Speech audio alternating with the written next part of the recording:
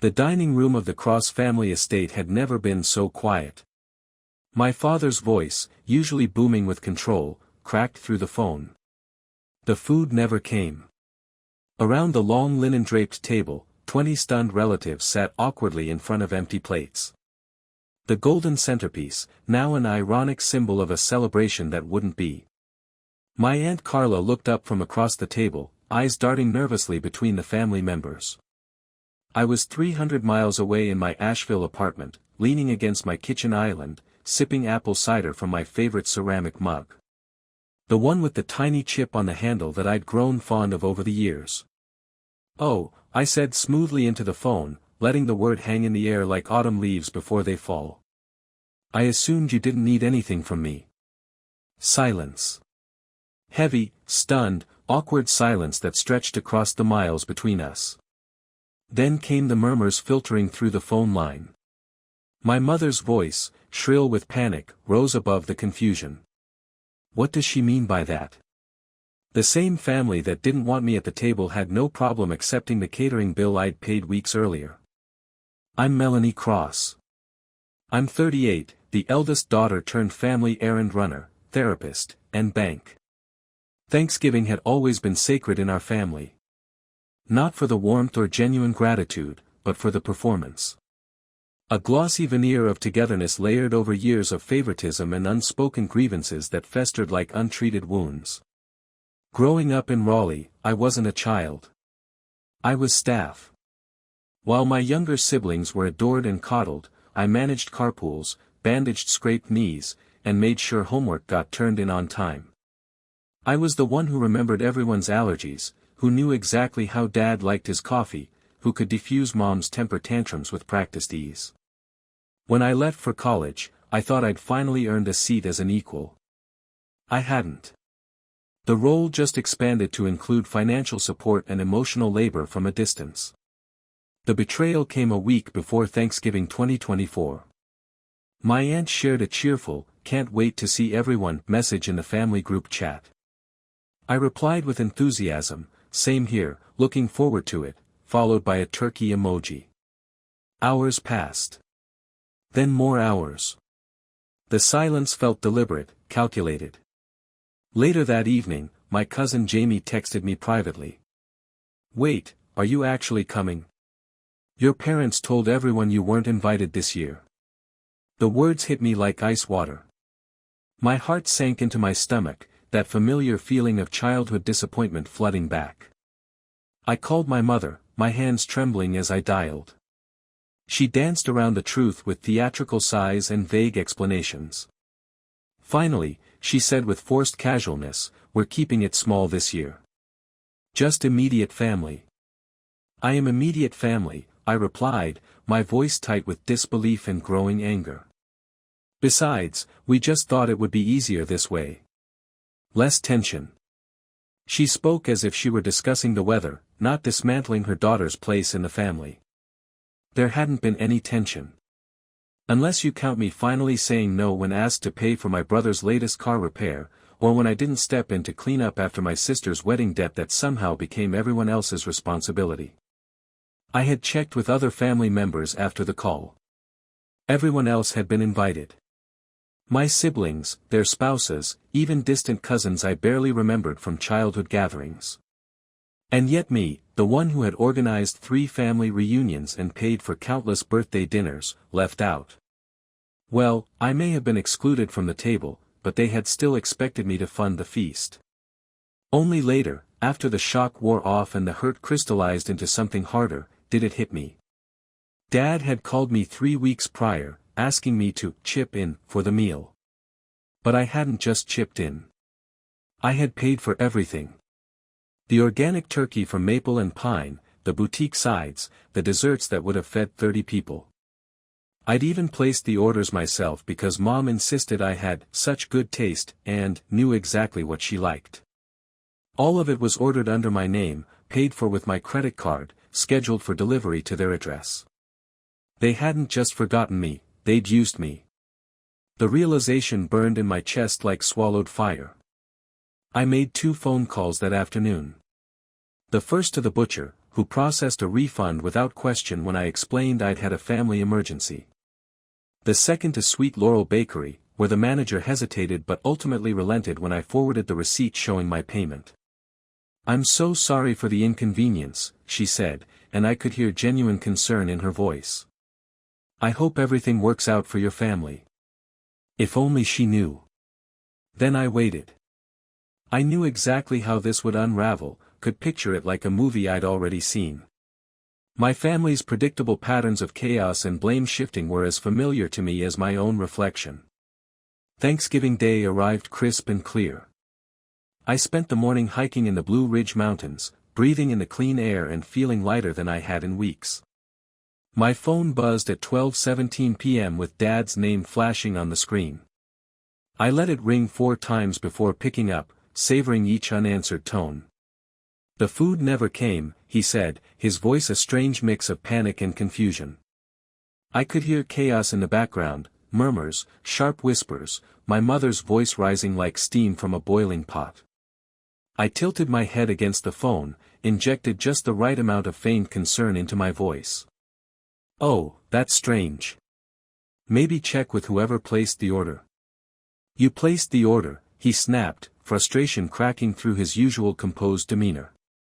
"Did I?" I let the silence hang, stretching just long enough to sting. "Well, I didn't think you needed anything from me. You made that pretty clear." He didn't respond immediately. I could picture him standing in their kitchen, running his hand through his gray hair the way he did when things didn't go according to plan. In the background, I heard Uncle Ron's booming voice asking, "Wait, wasn't Melanie bringing the turkey?" An hour later, a text from my cousin Jamie painted the picture perfectly. Complete disaster. No turkey, no sides, no desserts. Every store in town is closed or picked clean. Lisa brought her new boyfriend and wanted to impress him. She's crying in the guest bedroom now. Your mom locked herself in the master bathroom. Your dad is just sitting at the head of the empty table looking lost. The image should have given me satisfaction, but instead I felt a hollow sadness. This wasn't what I had wanted. I had just wanted to be included, to matter, to be more than an ATM with emotions. 3 days later, a group text appeared from Mom. "We really missed you at Thanksgiving. Hope we can put this behind us." Not an apology, not an acknowledgement of what they'd done. Just a plea to sweep it all under the rug like crumbs after dinner. I said nothing. Sometimes silence speaks louder than words. Aunt Carla called the next day, her voice careful and measured. "A lot of us confronted your parents after you left early," she said quietly. "They needed to hear it. What they did was wrong, honey. But Mom didn't like consequences. She never had." By the end of the week, a new version of the story started circulating through the family grapevine. I was unstable, dramatic, had deliberately sabotaged Thanksgiving out of spite. The narrative was spreading like wildfire, and my mother was the match. Dad called twice before I finally answered. "I don't know what you were trying to prove," he said, his voice tight with restrained fury. "But you embarrassed your mother in front of the entire family." I laughed, the sound sharp and bitter even to my own ears. "Funny, I thought she didn't even want me there." His sigh was theatrical, practiced. "We made a mistake, okay? But what you did was low. Lower than uninviting your own daughter after she paid for the meal." My voice rose despite my efforts to stay calm. "Lower than lying to the entire family about why I wasn't coming." "You should have said something," he deflected. "You're being dramatic," he said dismissively, as if that would make me fold like I had countless times before. It wasn't even that big of a deal. My pulse thundered in my ears. The casual dismissal of my feelings, the minimizing of my hurt, it was like being slapped. "Not a big deal." I snapped. "Then why are you calling me about it, Dad?" I hung up, my hands trembling so badly I nearly dropped the phone. My whole body was buzzing with a mix of rage and grief that felt too big for my apartment, too big for my life. That night, my cousin Riley texted with dark humor, you officially started a war. Apparently, my mother was already working overtime, spinning her version of events. How I'd always been difficult, how I'd never been able to let go of childhood grudges, how this just confirmed what she'd always suspected, that I was unstable. Christmas loomed like a storm cloud on the horizon. I had no intention of attending, no desire to subject myself to more manipulation and gaslighting. Not until Aunt Carla called with disturbing news. "She's telling everyone you're too fragile to be around family," Carla said carefully. "That you're skipping Christmas because you can't handle conflict. And your dad? Well, he's claiming he tried to fix things, but you're being stubborn." I tightened my grip on the phone until my knuckles turned white. Is that what she's saying? Among other things. "Melanie, I love you, but they're rewriting history. Making you the villain in your own story." That night, I sat on my couch under the soft glow of my Christmas tree, staring at the lights until they blurred. They weren't going to control my narrative anymore. If they wanted a family Christmas, they'd get one. Just not the one they expected. Christmas Eve 2024 arrived with a light dusting of snow that made Asheville look like a postcard. I arrived at my parents' house fashionably late, the Asheville air crisp against my cheeks. The moment I stepped through the front door, it was as if someone had suddenly muted the television. Conversations cut off mid-sentence. Laughter died in throats. My mother's expression froze like a photograph. My father stopped mid-sip of his bourbon, the glass suspended halfway to his lips. My sister blinked rapidly, as if I were a mirage that might disappear if she looked too hard. "Hey there," I said casually, unwinding my scarf with deliberate slowness. "Merry Christmas, everyone." My mother found her voice first, though it came out strained and artificial. "Oh, you made it." "Of course," I replied sweetly, hanging my coat on the familiar hook by the door. "Wouldn't miss it for the world."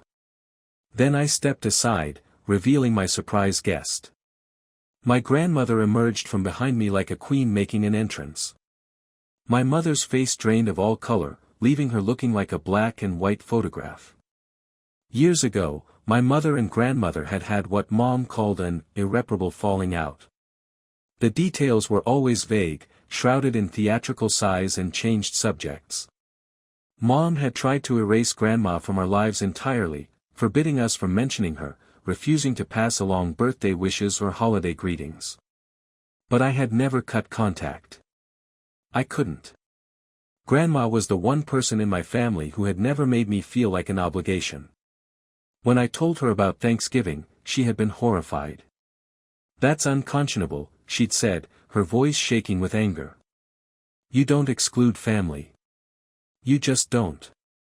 When I asked if she wanted to come to Christmas dinner, she didn't even hesitate.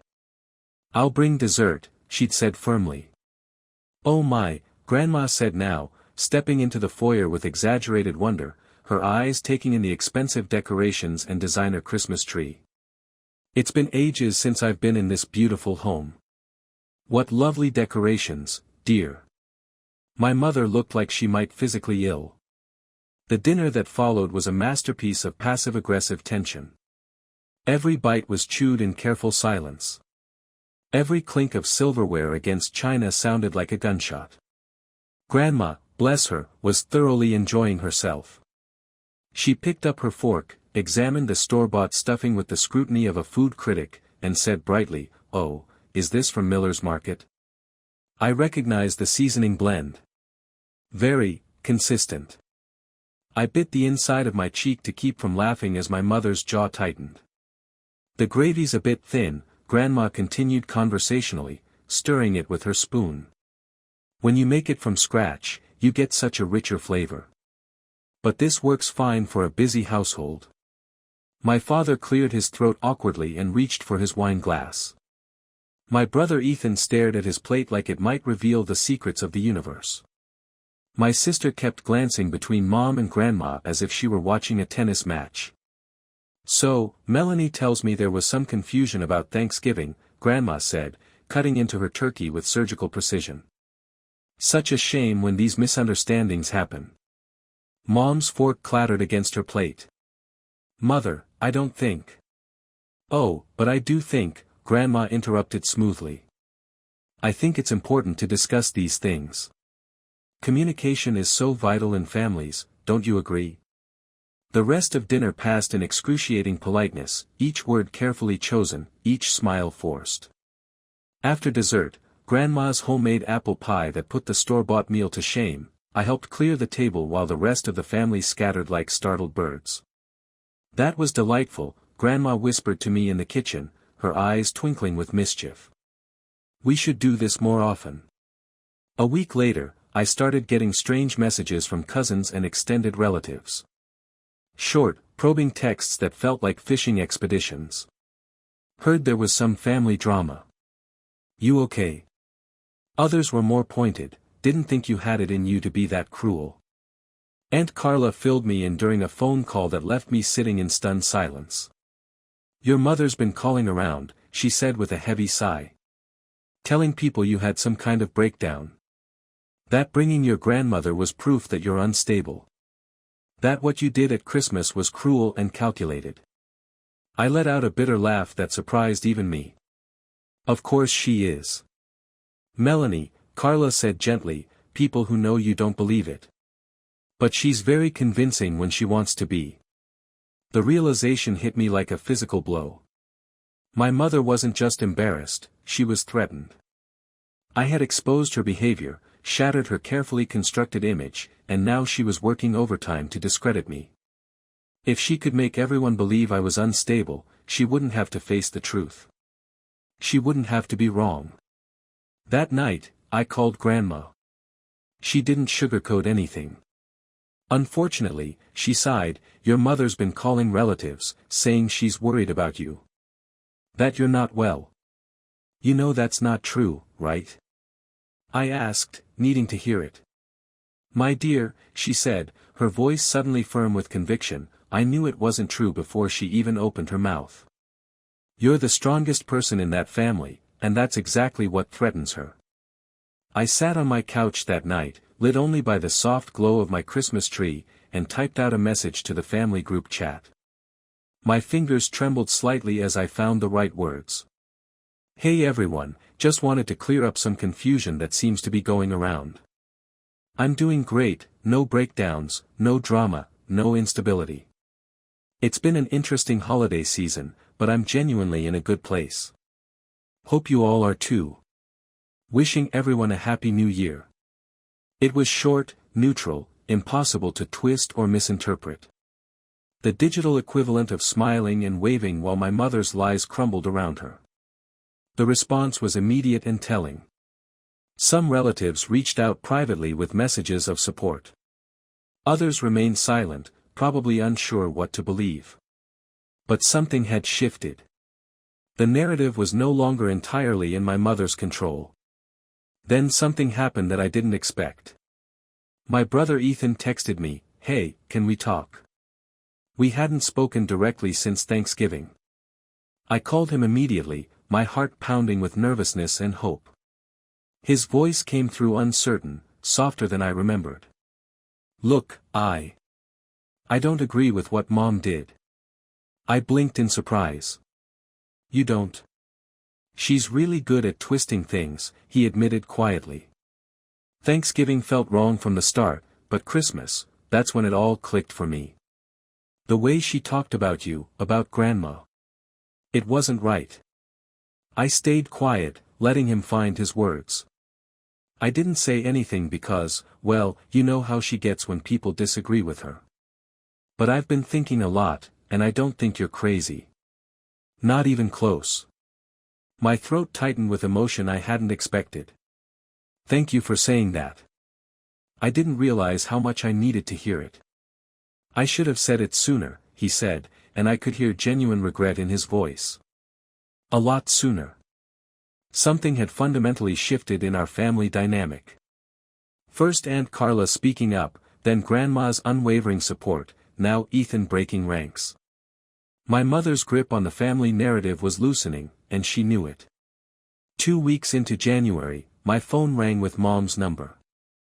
I almost ignored it, but curiosity and a lifetime of conditioning made me answer. Hello. Her voice was cold, clipped, controlled. We need to talk. In person. About what? A pause that stretched like a taut wire. About your little stunt. It humiliated me. There it was. Not hurt me, not let's talk about what happened and how we can fix it. Just humiliated me. Still all about appearances, still all about her image. Sunday dinner. 6 o'clock, she said with the tone of someone issuing a summons. Your father and I expect you there. Then she hung up before I could respond. I almost didn't go. Every instinct told me it was a trap, another opportunity for manipulation and gaslighting. But Aunt Carla called me that afternoon. Just hear them out, she urged. You don't have to forgive them or go back to the way things were. But make them say it to your face. You've earned that much. So on Sunday evening, I pulled up to my parents' house once again. The driveway looked the same, the perfectly manicured lawn still winter dormant, the house still imposing with its brick facade and white columns. But I felt different approaching it. Stronger. More sure of myself. The tension was palpable the moment I stepped into the dining room. It was heavy, almost physical, like pressure before a storm. Dad stood stiffly near his usual chair, hands clasped behind his back in a way that made his shoulders bunch. Mom sat at the head of the table like a judge presiding over a trial, arms crossed, mouth set in a hard line. My sister was there too, pretending to be absorbed in her phone but clearly listening. Ethan sat on the edge of his seat, glancing nervously between us all. Do you have any idea what you've done? Mom began without preamble, her voice sharp with accusation. I tilted my head, meeting her gaze steadily. Which part are you mad about? Canceling the turkey you didn't invite me to eat, bringing Grandma to Christmas, or the fact that people stopped believing your version of events?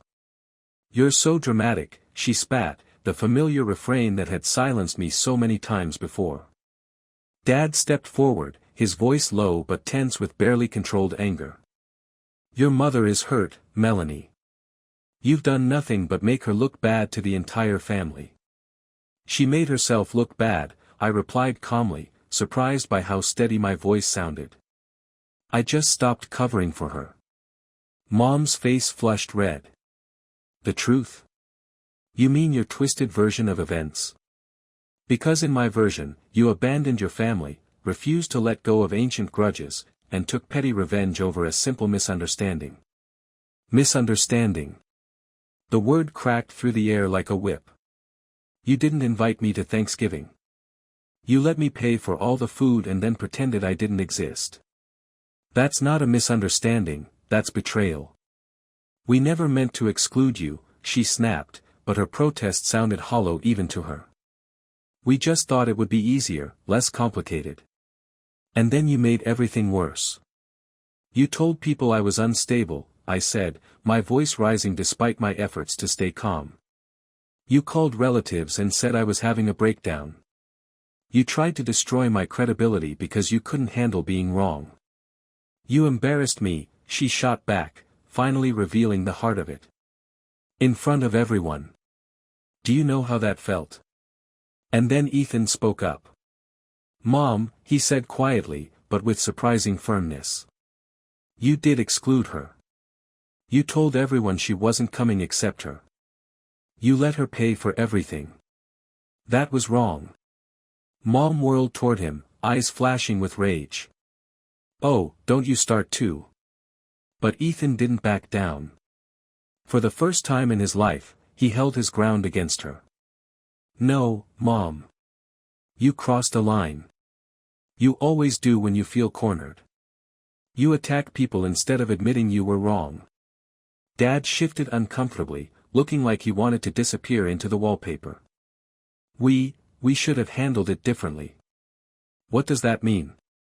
Mom demanded, her voice rising to a near shriek. He hesitated, glancing between his wife and his children. Maybe she has a point. The room went deadly quiet. You could have heard a pin drop on the hardwood floor. But I wasn't done. You didn't just leave me out, I said, my voice gaining strength with each word. You tried to paint me as mentally unstable to save face. You called relatives and spread lies because you couldn't handle the truth. Why, Mom? Why was your pride more important than your daughter? For a moment, she looked genuinely confused, as if the question had never occurred to her. Then she said it, because I was embarrassed. The words hung in the air like smoke. She blinked, as if she hadn't realized she was going to say them until they spilled out of her mouth. I didn't know what to tell people when they asked where you were, she continued, her voice getting smaller. I couldn't admit that we'd made a mistake. So it snowballed. I didn't want to be the villain in the story. So you made me the villain instead, I said quietly. She didn't answer. She couldn't. Beside her, Dad stared at his wife like he was seeing her clearly for the first time in years. The woman he'd married, the mother of his children, reduced to someone who would sacrifice her own daughter to protect her image. Ethan sat perfectly still, jaw clenched. Across the table, my sister, who had been quiet until now, muttered under her breath, "Jesus, Mom." The truth settled over the room like thick snow, covering everything, changing the landscape entirely. The lies, the manipulation, the selfishness, all of it exposed and undeniable. For the first time in my life, I saw my mother clearly. Not as an untouchable matriarch, not as some all-powerful force to be appeased and managed, but as a deeply flawed woman so terrified of being wrong that she would rather destroy her own daughter than admit her mistakes. I stood up slowly, deliberately.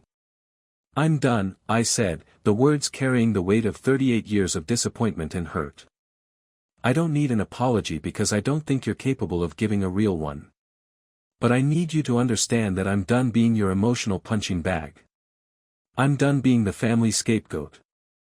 I'm done. My mother flinched as if I'd physically struck her. Wait, no. You don't get to walk away like that. You did this, I said firmly, looking directly into her eyes. You shut me out when it was convenient and then told everyone I was crazy when they noticed. You made me the villain because you couldn't handle being wrong for once in your life. Her lips parted, but nothing came out. For once in her life, she was speechless. I turned to my father. Dad, I appreciate that you tried to mediate, but you stood by and let it happen. That hurt too. He looked down at his hands, unable to meet my eyes. Finally, I looked at my siblings. My sister's face was tight with guilt and recognition. I should have said something sooner, she said softly. I should have stood up for you. Ethan nodded. Me too. I was so focused on keeping the peace that I forgot about doing what was right. It didn't fix everything, nothing could do that, but it mattered. For the first time in my life, I wasn't standing alone against the family hurricane. In the weeks that followed, I created deliberate distance. Mom sent shallow, meaningless texts, "Can we move past this," and "Let's put this behind us." I left them all on read. Aunt Carla checked in regularly, her support constant and genuine. Grandma sent a handwritten letter that made me cry, the good kind of crying that comes with feeling truly understood. But the real surprise came from Ethan. One evening in mid-January, he texted, "Want to grab coffee? I have some things I need to say." We met at a small cafe in West Asheville, the kind of place with mismatched furniture and local art on the walls. What I expected to be a quick conversation turned into nearly 3 hours of honest talk. "I think I spent so long trying to keep the peace," he said, stirring sugar into his second cup, "that I didn't realize how much damage she was doing. Not just to you, but to all of us." "Yeah," I replied, my voice soft with understanding. "I get it. She trained us all to be afraid of her reactions." "I'm tired of being afraid," he said, meeting my eyes directly. "I want to do better. Be better." And in that moment, sitting in that little cafe with my brother, really talking to him for perhaps the first time in our adult lives, I realized something profound. I wasn't alone anymore.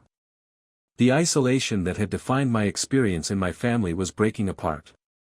If you've ever been the scapegoat in your own family, the one who sees the dysfunction while everyone else clings to the illusion of normalcy, then you know this feeling. The constant gaslighting, the perpetual walking on eggshells, the exhausting work of managing everyone else's emotions while your own are dismissed or pathologized. You've heard all the familiar refrains, "That never happened. You're too sensitive. You're making this all about you.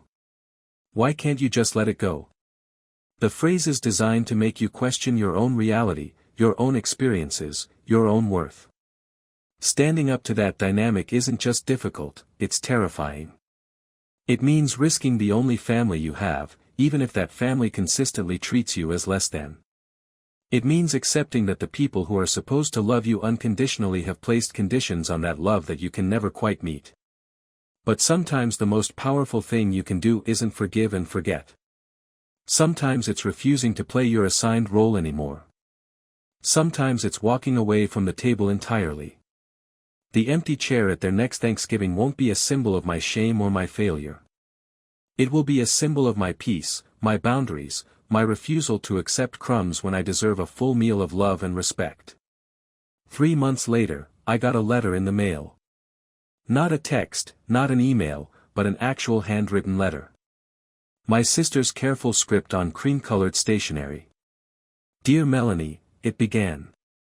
"I've been thinking about everything that happened, and I owe you an apology that's long overdue. I've been in therapy since Christmas, and I'm starting to understand how messed up our family dynamics really are. I'm sorry I didn't stand up for you sooner.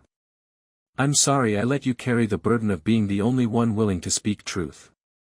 I don't expect forgiveness right away, but I hope someday we can have a real relationship, not one built on appeasing Mom's feelings. Love, Sarah." I sat on my porch reading that letter 3 times, tears streaming down my face. Not tears of sadness, but of relief. Of validation. Of hope. The family I was born into had broken apart, but maybe something better could grow in its place. Relationships built on honesty instead of obligation. Love given freely rather than withheld as punishment. Truth instead of manipulation. I picked up my phone and called Sarah.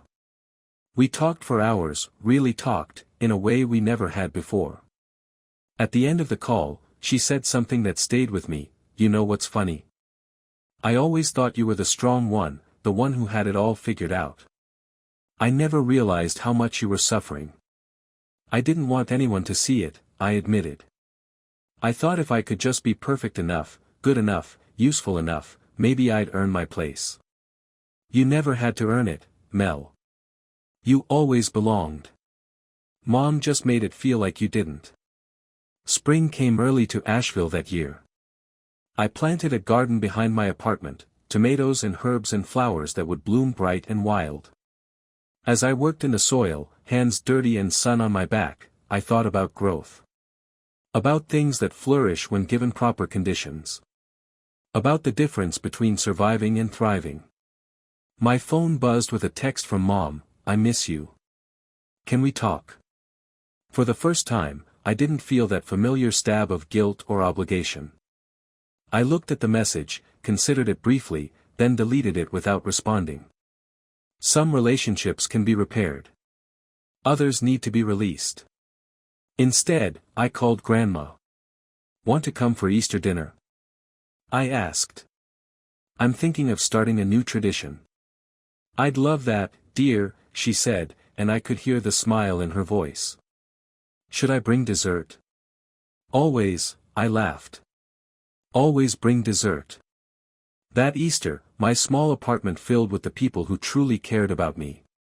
Ethan came, bringing his girlfriend I'd never met before. Sarah drove down from Charlotte with her new baby. Aunt Carla brought wine and stories that made us all laugh until our sides hurt. Grandma arrived with her famous apple pie and hugs that felt like coming home. We crowded around my small dining table, elbows bumping, passing dishes and sharing stories. There was no performance, no walking on eggshells, no undercurrent of tension waiting to explode. Just people who loved each other, genuinely and without conditions. As the evening wound down and everyone was getting ready to leave, Ethan pulled me aside. "Thank you," he said simply, "for showing us what healthy looks like." "We're all figuring it out together," I replied. "Yeah, but you went first." That took courage. Later, after everyone had gone home and I was washing dishes in my quiet kitchen, I realized something: I was happy. Genuinely, deeply happy in a way I couldn't remember being before. The family I'd chosen was small but mighty, built on truth and mutual respect rather than guilt and obligation. My mother continued to send occasional messages, birthday wishes, holiday greetings, attempts to draw me back into the drama. I responded to the genuinely kind ones with polite brevity and ignored the manipulative ones entirely. I heard through the grapevine that she'd started telling people I was going through a phase, and would come around eventually. Let her tell herself whatever stories she needed to sleep at night. I knew the truth, and so did the people who mattered. A year later, I got an unexpected phone call from Dad. His voice sounded older, more hesitant than I remembered. "Melanie. I wanted to apologize. Really apologize. I've been thinking about everything that happened, and I realize how badly we failed you. How badly I failed you." I was quiet for a long moment, processing the words I'd waited my whole life to hear. "I should have protected you," he continued, his voice cracking slightly. "I should have stood up to your mother when she was treating you unfairly. I was a coward, and I'm sorry." "Thank you for saying that, Dad," I said finally. "It means a lot to hear. Is there any chance we could try again?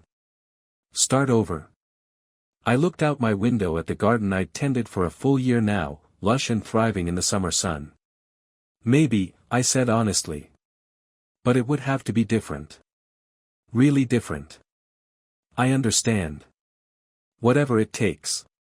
We started slowly, coffee once a month, careful conversations about safe topics. He never pressured me about my relationship with Mom, never played intermediary or tried to fix things. He respected my boundaries in a way he never had before. It wasn't perfect, and it wasn't the father-daughter relationship I'd dreamed of as a child. But it was real, built on acknowledgement of the past rather than denial of it. Sometimes that's enough. Sometimes that's everything. As for my mother, we maintained a careful distance. Measured in birthday cards and perfunctory holiday greetings. She never acknowledged what she had done, never took responsibility for the pain she'd caused. In her version of events, I remained the unstable daughter who had overreacted to a simple misunderstanding. Some people never learn to see past their own reflection. 2 years after that fateful Thanksgiving, I received a wedding invitation in the mail.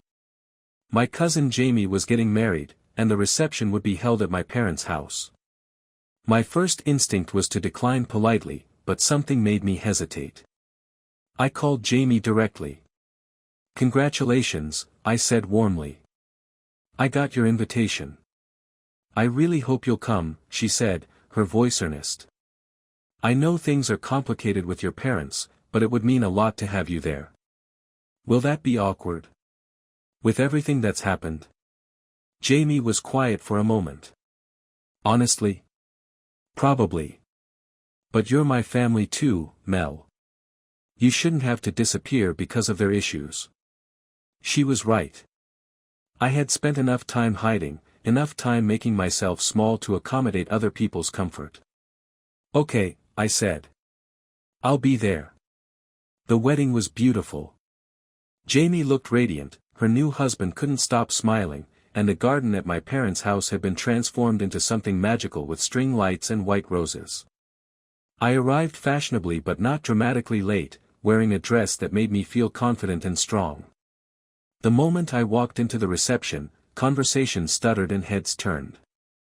I could practically feel the ripple of whispers moving through the crowd. "There she is. The daughter who caused all that drama." I held my head high and made my way to the bar, ordering a glass of wine and scanning the crowd for friendly faces. Ethan appeared at my elbow within minutes. "You came," he said, relief evident in his voice. "I almost didn't," I admitted. "But Jamie deserves to have everyone who loves her here." "Mom's been watching the door all evening," he said quietly. "She knows you're coming." "How does she seem?" "Nervous. Dad's been hovering around her all night like he's expecting her to explode." As if summoned by our conversation, my parents appeared across the garden. Mom looked elegant as always in a navy dress and pearls, but there was something fragile about her posture. Dad stood close beside her, one hand resting protectively on her back. Our eyes met across the crowded space. For a moment, the noise of the party seemed to fade. She looked older, more uncertain than I remembered. There were new lines around her eyes, a hesitancy in her expression that hadn't been there before. She started walking toward me, and my heart began to race. Ethan squeezed my arm gently. "You've got this," he whispered. "Melanie," she said when she reached me, her voice carefully neutral. "You look lovely." "Thank you. You too." We stood there for an awkward moment, two women who had shared a lifetime but now felt like strangers. Around us, the party continued, but I was acutely aware of the curious glances and careful non-stares of our relatives. "I was hoping we might talk," she said finally. "Perhaps after the reception?" I considered this. 2 years ago, I would have automatically said yes, would have bent myself into whatever shape was necessary to avoid conflict. Now, I found myself asking, what about? About us. About everything. There was something different in her voice, something that might have been genuine remorse rather than strategic positioning. "Okay," I said after a long pause. "We can talk." The reception was actually enjoyable once I relaxed into it.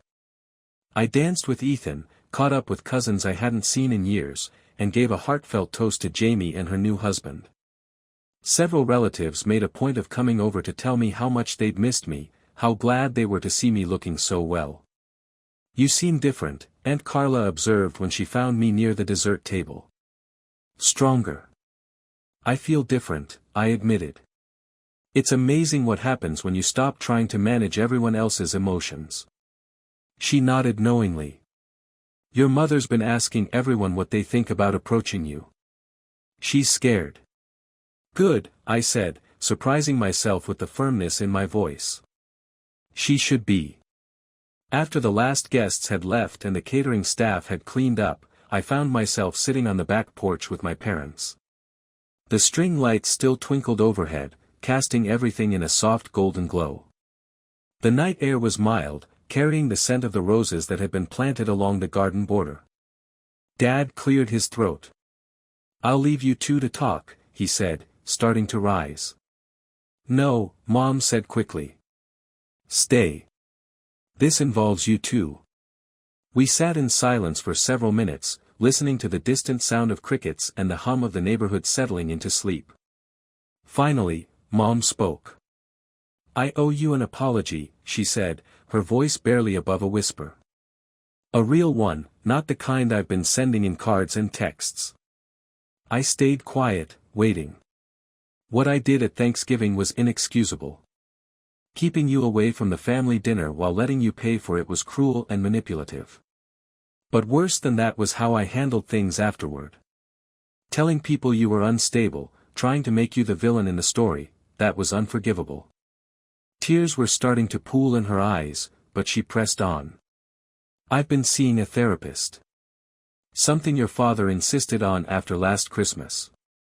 At first, I went to prove that everyone else was wrong, that I wasn't the problem. But gradually, I started to see. I started to understand." Her voice broke slightly. "I hurt you. Deliberately. Repeatedly. I turned the family against you to protect my own image, and that's something I have to live with for the rest of my life." I felt my own eyes filling with tears, but I wasn't sure if they were tears of sadness, relief, or something else entirely. "The therapist helped me understand that I've been threatened by you since you were young," she continued. "You were so independent, so strong, so willing to speak truth even when it was uncomfortable. You reminded me of everything I was too afraid to be. Dad reached over and took her hand. We both failed you, sweetheart. In different ways, maybe, but we both let it happen. I wiped my eyes with the back of my hand. This doesn't fix everything, I said finally. This doesn't erase years of being treated like the family problem. I know, Mom said. I don't expect it to. I needed you to know that I see it now. I see what I did, and I'm sorry. Genuinely, completely sorry. We talked until nearly midnight, excavating years of hurt and misunderstanding. It wasn't a magic conversation that healed everything instantly. There were moments of defensiveness, flashes of the old dynamics trying to reassert themselves. But there was also honesty, real honesty, for perhaps the first time in our relationship. I want to try, Mom said as the conversation wound down. If you're willing. I want to learn how to be a better mother to you. It would have to be different, I said, echoing what I'd told Dad months earlier. Really different. No more emotional manipulation, no more triangulating with other family members, no more making me responsible for your feelings. I understand. Will you consider it? I looked at her, really looked at her, and saw not the intimidating matriarch of my childhood, but a flawed woman who had finally faced her own demons. It didn't excuse what she'd done, but it was a beginning. We can try, I said. Slowly. The rebuilding process was just that, a process. There were setbacks, moments when old patterns tried to reassert themselves. The first few months were particularly difficult, with careful conversations that felt more like negotiations than natural family exchanges. But gradually, something new began to emerge. For the first time in my life, I had real conversations with my mother. Not performances designed to keep the peace, not careful dances around her triggers, but actual exchanges of thoughts and feelings. She started acknowledging things she had never been able to see before. How she had parentified me as a child, making me responsible for my siblings' welfare and her emotional state. How she had punished me for traits she secretly envied. How her desperate need to maintain a perfect family image had nearly destroyed the family itself. I robbed you of your childhood, she said during one particularly difficult conversation. I made you grow up too fast because I needed you to be what I couldn't be. It was painful to hear, but necessary. You can't heal what you don't acknowledge. The breakthrough came during a family therapy session that she had suggested. We were discussing the pattern of scapegoating that had defined our family dynamics for years. I think, she said slowly, I think I was so afraid of being wrong about anything that I needed someone else to be wrong instead. And Melanie was convenient because she was willing to challenge things. The therapist nodded. Can you see how that might have felt to her? Mom looked directly at me for the first time during the session. Like being punished for having a backbone. Like being made the villain for refusing to pretend everything was fine when it wasn't. Yes, I said simply. Exactly like that. She cried then, really cried, in a way I had never seen her cry before. Not the dramatic tears she used as weapons, but genuine grief for what she had lost, what she had damaged, what could never be undone.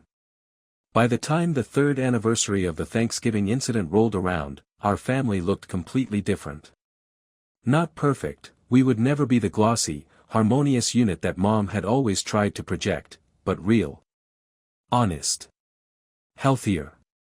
We had Thanksgiving dinner at my apartment that year. It was crowded and chaotic, with mismatched chairs around my small table and everyone bringing something to contribute. Sarah came with her husband and 2 kids now. Ethan brought his fiancée. Grandma held court from her spot next to the window, regaling us with stories from her youth. Even Dad seemed more relaxed, more present than I had ever seen him. Mom helped me in the kitchen, carefully following my lead rather than trying to take over. This is nice, she said quietly as we watched through the doorway at our family laughing around the table. Messier than I would have planned, but nice. Messy is real, I replied. Perfect is just performance. She nodded, understanding finally sinking in. I wasted so many years on performance. We can't get those years back, I said gently. But we can do better with the ones we have left. That evening, as everyone was getting ready to leave, Sarah pulled me aside. You know what's different about Mom? She asked. A lot of things. She listens now. Really listens. She used to just wait for her turn to talk, but now she actually hears what people are saying. It was true. The change was subtle but profound. The woman who had once dominated every conversation now asked questions and waited for answers. The person who had dismissed others' feelings now made room for them. Not long after that, I received a letter, another handwritten letter, but this time from Mom. In her careful script, she had written, Dearest Melanie, I've been thinking about the woman you've become, and I realize I never told you how proud I am of you. Not proud of your achievements or your success, though those matter too, but proud of your courage. Proud of your refusal to accept less than you deserved, even when that meant standing up to me. You taught this family what integrity looks like, and I'm grateful for that gift, even though I fought against it for so long. You saved us all by refusing to enable the dysfunction any longer. I will spend the rest of my life trying to be worthy of your forgiveness and your love. Your mother. I read that letter sitting on my porch in the morning sun, and I cried the kind of tears that come with deep healing. Not because everything was suddenly perfect, but because everything was finally real. 5 years after the empty table, I had a full life. Rich friendships, meaningful work, a romantic relationship with someone who understood both my strength and my scars. The family I had been born into had transformed into something I actually wanted to be part of. I learned that you don't have to set yourself on fire to keep others warm. You don't have to accept crumbs when you deserve a feast. You don't have to carry other people's emotions or manage their reactions to your truth. Sometimes the most loving thing you can do for a family is refuse to participate in its dysfunction. Sometimes walking away from the table is what finally gets everyone's attention. The empty chair I left behind wasn't a symbol of abandonment, it was a mirror, reflecting back the emptiness that had always been there, the love that was withheld, the daughter who was taken for granted until she was gone. And when I finally returned to the table, it was on my own terms, with people who had learned to see me clearly. Not as a convenience or a problem to be managed, but as a person worthy of respect, love, and a place at the feast. If you're reading this and recognizing yourself in my story, know this, your feelings are valid. Your boundaries matter. You deserve relationships that nourish rather than drain you. And sometimes the most courageous thing you can do is stop accepting unacceptable behavior, even from the people who are supposed to love you most. The holidays will come again, and there will be invitations and obligations and complicated family dynamics. But you have choices. You can choose who gets access to your peace. You can choose which tables deserve your presence. You can choose to write your own story rather than playing a role in someone else's drama. Your worth isn't contingent on how well you manage others' emotions or how little space you take up. You don't have to earn love through perfect behavior or endless forgiveness. You simply deserve it, full stop. The journey from that empty Thanksgiving table to this full life wasn't easy. There were lonely holidays, difficult conversations, and moments when I questioned whether I had done the right thing. But looking back now, I know with absolute certainty that choosing myself, choosing my own worth, my own peace, my own truth, was the best decision I ever made. Sometimes you have to break apart before you can come back together, stronger and more authentic than before. Sometimes the family you're born into needs to shatter completely before it can rebuild itself into something worth keeping. And sometimes, if you're very lucky and very brave, you get to be part of both the breaking and the building. You get to teach the people who raised you how to love you better. You get to model what healthy relationships look like. You get to transform not just your own life, but the lives of everyone willing to do the hard work of change. The empty chair became a full table. The silence became honest conversation. The performance became genuine connection. And the daughter who was once invisible finally learned to take up the space she had always deserved. That, ultimately, is what healing looks like, not the absence of scars, but the presence of wholeness. Not the erasure of pain, but the integration of it into something meaningful. Not perfect families, but real ones, willing to do the messy work of love. As I write this, another holiday season is approaching. There will be dinner plans and family gatherings and all the usual complications that come with the territory.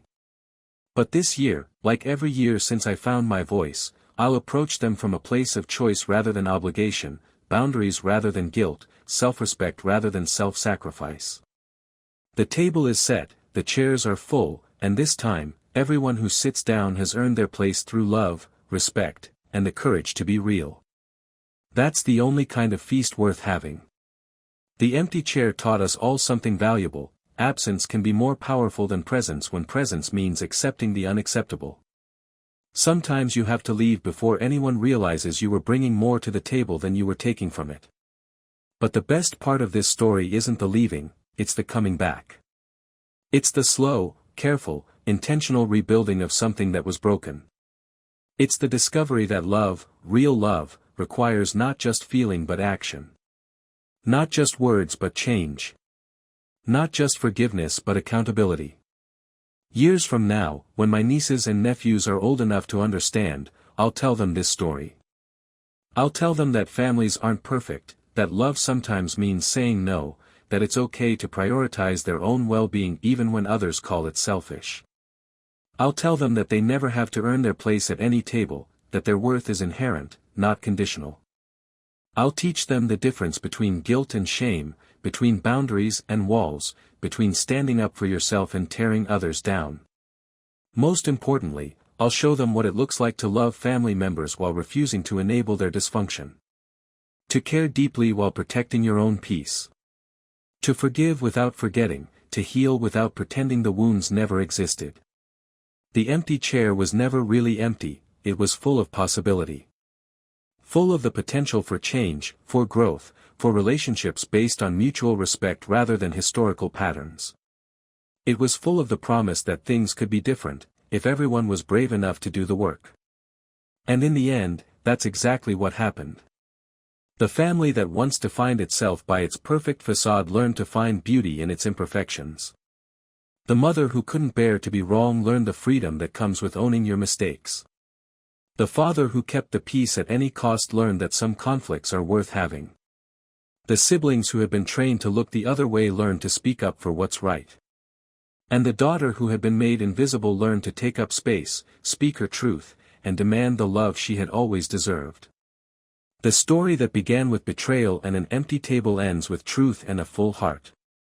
Not because everything was perfectly resolved, but because everyone was finally willing to show up authentically for the hard work of real love. That's the gift the empty chair gave us all, the opportunity to start over, to rebuild, to choose each other every day rather than simply accepting each other out of obligation. The feast was always there, waiting for us.